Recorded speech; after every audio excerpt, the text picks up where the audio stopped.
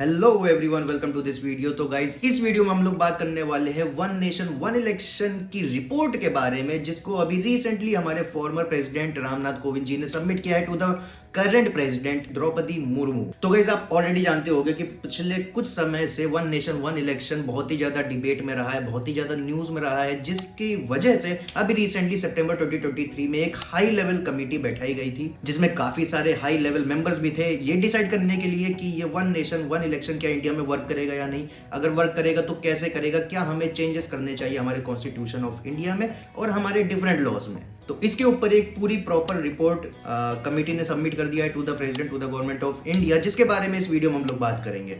तो अगर आपको नहीं मालूम वन नेशन वन इलेक्शन क्या होता है, क्या इसका हिस्टोरिकल बैकग्राउंड है, क्या इसके फायदे हैं, क्या इसके घाटे हैं, तो ये सारी चीजें मैंने एक वीडियो में डिस्कस की हुई है। अगर आपको जानना है तो आप पहले उस वीडियो को देख सकते हो, फिर आपको यहाँ पे ज्यादा अच्छे समझ में आएगा। फिर भी मैं आपको एक ब्रॉड ओवरव्यू दे देता हूं कि वन नेशन वन इलेक्शन का कॉन्सेप्ट क्या है। तो देखिए, आपको काफी सारी चीजें इसके नाम से ही क्लियर हो गई होंगी कि अभी अगर आप हमारा करंट इलेक्शन सिस्टम देखो तो वहां पे लोकसभा के इलेक्शंस अलग होते हैं और स्टेट के जो यूनियन टेरिटरीज के जो इलेक्शंस होते हैं वो अलग अलग समय पे होते हैं। जैसे इस बार का लोकसभा इलेक्शन अभी 2024 में होने वाला है, लास्ट हुआ था 2019 में। आप अगर स्टेट का एग्जाम्पल लो तो यूपी का भी 2022 में इलेक्शन हुआ था। तो दोनों की साइकिल्स बिल्कुल अलग अलग है। अब इससे दिक्कत क्या होती है कि इससे इलेक्शन में खर्चा बहुत ज्यादा होता है, और ये बहुत ही आयरनी वाली बात है कि हम लोग का देश गरीबी में इतना आगे है और वही इलेक्शन में खर्च करने के लिए हम काफी सारी डेवलप्ड इकोनॉमीज से भी ज्यादा खर्चा करते हैं अपने इलेक्शन में। तो काफी ज्यादा आयरॉनिकल चीज है। तो इसी चीज को एड्रेस करने के लिए वन नेशन वन इलेक्शन की बात करी जा रही है। तो इससे क्या होगा कि एक ही दिन में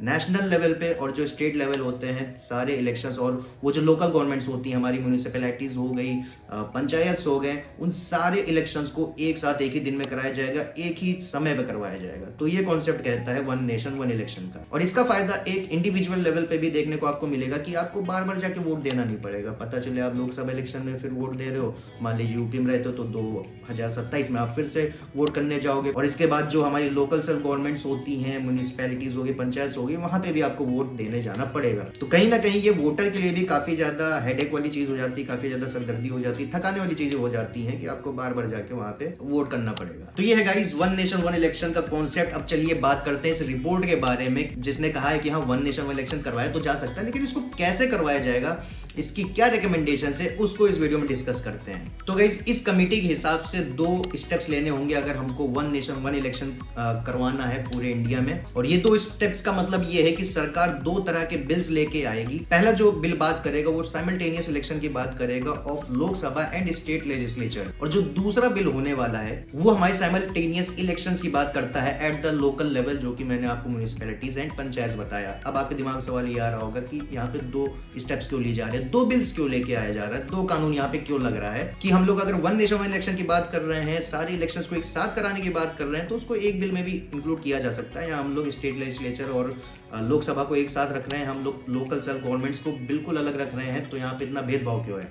तो इसका गाइस लॉजिक ये है कि ये जो लॉज हैं ये पार्लियामेंट में पास होने, और जो पार्लियामेंट हमारी उसके पास पावर है कि वो अपने लिए कानून बना सकती है, और इलेक्शंस के रिलेटेड ये जो स्टेट्स हैं उनके ऊपर कानून लागू कर सकती है। यहाँ पे ये जो स्टेट्स हैं इनके कंसेंट की जरूरत नहीं है, हमको मतलब उनकी सुनने की जरूरत नहीं है कि उनका मन है कि नहीं। और कुल मिला के मतलब ये निकलता है कि यहाँ पे स्टेट्स की रेटिफिकेशन की कोई जरूरत नहीं है।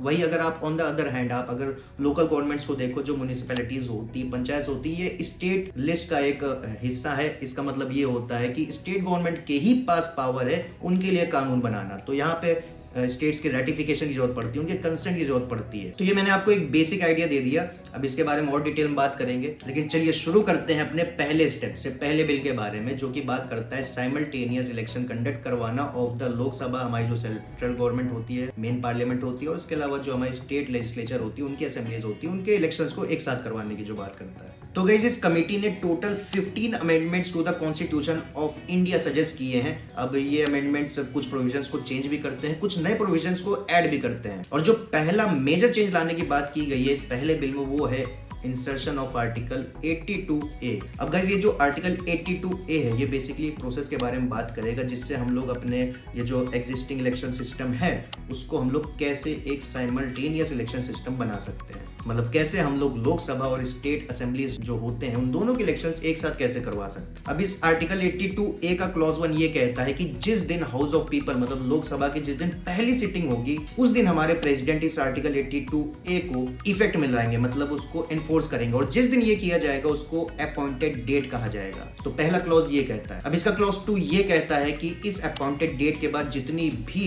स्टेट लेजिस्लेचर्स बनेंगी उनका टर्म ऑटोमेटिकली खत्म हो जाएगा जिस दिन लोकसभा का टर्म खत्म होगा। अब इसके बाद जो इसका तीसरा क्लॉज है वो इलेक्शन कमीशन ऑफ इंडिया के ऊपर रिस्पॉन्सिबिलिटी डालता है कि ये जो जनरल इलेक्शंस होते हैं फॉर द लोकसभा और जो स्टेट असेंबली के लिए जो इलेक्शंस होते हैं दोनों को एक साथ कराया जाएगा। और इसके बाद जो इसका अगला क्लॉज है नंबर 4 का, वो इसका एक्सेप्शन का काम करता है और वो ये कहता है कि अगर इलेक्शन कमीशन ऑफ इंडिया को लगता है कि लोकसभा इलेक्शन और किसी स्टेट के लेजिस्लेटिव असेंबली के इलेक्शंस अगर साथ में नहीं करवाए जा सकते हैं, साइमल्टेनियसली नहीं करवाए जा सकते हैं, तो president of India by his presidential order इसको पोस्टपोन कर सकते हैं टू अ लेटर डेट, मतलब कोई दिक्कत नहीं आने वाली है। अब इसके बाद जो 5वें नंबर का क्लॉज है वो कहता है कि अगर ये जो चीज लिखी गई है, जो क्लॉज 4 में लिखी गई है कि अगर डेट एक्सटेंड करनी पड़ रही है तो जो एक्सटेंड करने के बाद जो सरकार बनेगी स्टेट में उसका ड्यूरेशन उस दिन खत्म होगा जिस दिन लोकसभा का ड्यूरेशन खत्म होगा। अब इसको मैं आपको एक एग्जांपल से समझाता हूं कि मान लीजिए लोकसभा इलेक्शंस होते हैं 2024 में, 2024 पे सेंट्रल गवर्नमेंट की सरकार बनती है तो नॉर्मली 2029 में उसका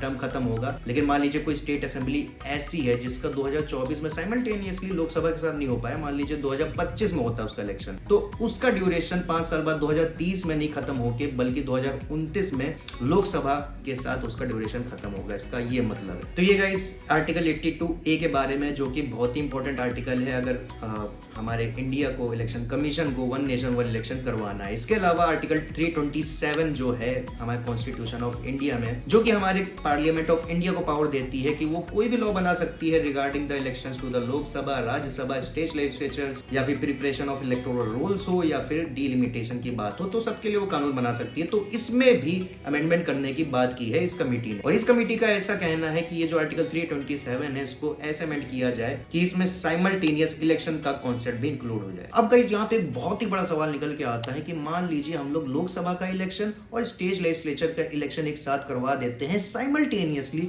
लेकिन उस केस में क्या होगा कि दोनों के 5 साल पूरे होने से पहले ही स्टेट लेजिस्लेचर की सरकार गिर जाए। कि मान लीजिए 2024 में लोकसभा के और स्टेट लेजिस्लेचर हमारे डिफरेंट है, सबके इलेक्शन एक साथ करा देते हैं, लेकिन मान लीजिए 2026 में जाके सरकार गिर जाए स्टेट की, तब उस केस में क्या होगा? क्योंकि फिर वहां पे तो फिर से इलेक्शन करवाने पड़ेंगे, फिर से सरकार बनानी पड़ेगी, तो उस सरकार का ड्यूरेशन क्या होगा, उसका टर्म क्या होगा? तो यहाँ पे गाइस इस कमेटी का कहना है कि ये जो आर्टिकल 83 है और आर्टिकल 172 है जो कि duration of Lok Sabha and duration of state legislative assembly की बात करते हैं, जहां पे 5-5 साल की दोनों को ड्यूरेशन दी गई है, उसमें अमेंडमेंट करना पड़ेगा और वहां पे एक टर्म ऐड करना पड़ेगा, अनएक्सपायर्ड पीरियड। मतलब इसका सिंपल सा मतलब ये है कि मान लीजिए अगर 2026 में सरकार गिर जाती है स्टेट की, तो जो नई सरकार बनेगी उसको 5 साल का पूरा टर्म नहीं दिया जाएगा, बल्कि जो उसका 3 साल का टर्म बच रहा है, क्योंकि 2024 में साथ में करवाया गया था ना इलेक्शन, तो वो 3 साल के लिए ही वो सरकार पावर में आएगी। 2029 में जब लोकसभा के इलेक्शन फिर से होंगे तब उस पर्टिकुलर स्टेट लेजिस्लेटिव असेंबली के इलेक्शन भी साथ में करवाए जाएंगे दोबारा से। तो गाइस कुछ इस तरह से इस प्रॉब्लम का सोल्यूशन निकाला गया है और इसीलिए इसको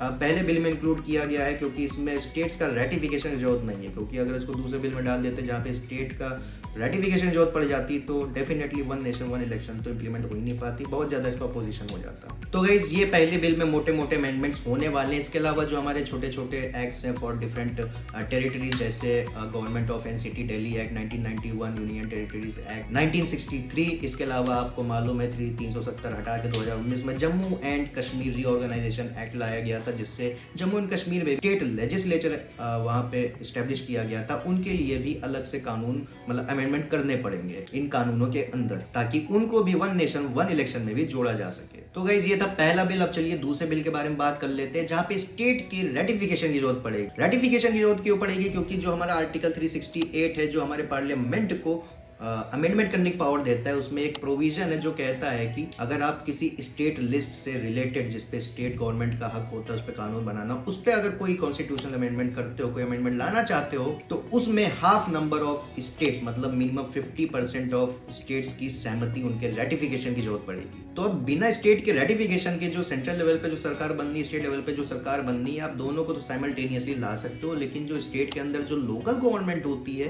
म्युनिसिपैलिटी, पंचायत, जो कि under entry 5 of state list में लोकल गवर्नमेंट के नाम से स्टेट लिस्ट का पार्ट है, उस पे सिर्फ स्टेट गवर्नमेंट ही वहां पे लॉ बना सकती है। तो यहाँ पे स्टेट्स के रेटिफिकेशन की जरूरत पड़ेगी। तो गाइस, इस सेकंड बिल में इस कमेटी ने 2 मेजर चेंजेस लाने की बात की है। पहला तो ये है कि आर्टिकल 324A नाम का एक नया आर्टिकल डाला जाए, जो कि पार्लियामेंट को पावर देगा जिससे वो नए लॉज बना सके, और ये जो म्युनिसिपैलिटीज है, पंचायत से, इनको साइमल्टेनियस इलेक्शन में इनको ऐड किया जा सके। दूसरा जो नंबर का जो चेंज है वो आर्टिकल 325 में नए सब क्लॉजेस को ऐड करने की बात करता है, जिससे डिफरेंट कॉन्स्टिट्यूएंसीज हैं वहां पे सबके लिए एक सिंगल इलेक्टोरल रोल लाया जा सके। फिर वहां से फिर चाहे आप लोकसभा के इलेक्शंस करवाइए, चाहे वहां से आप स्टेट लेजिस्लेचर के लिए इलेक्शन करवाइए। तो यहाँ पे सिंगल इलेक्टोरल रोल ऐड करने की बात की गई है, ताकि लोकसभा लेवल पे, स्टेट गवर्नमेंट लेवल पे, और ये जो लोकल गवर्नमेंट है, पंचायत, म्युनिसिपैलिटीज, सबके इलेक्शंस एक साथ करवाए जा सके। तो अगर गाइस इस आर्टिकल 325 में ये नए सब क्लॉजेस को अगर ऐड किया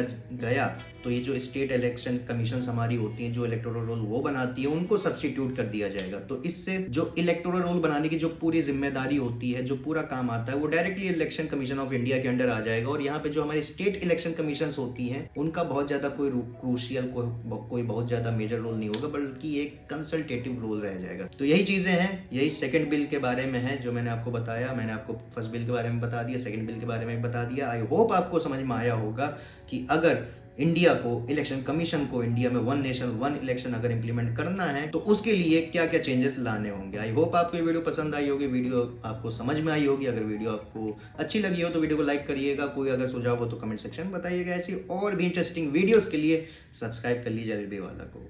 थैंक यू।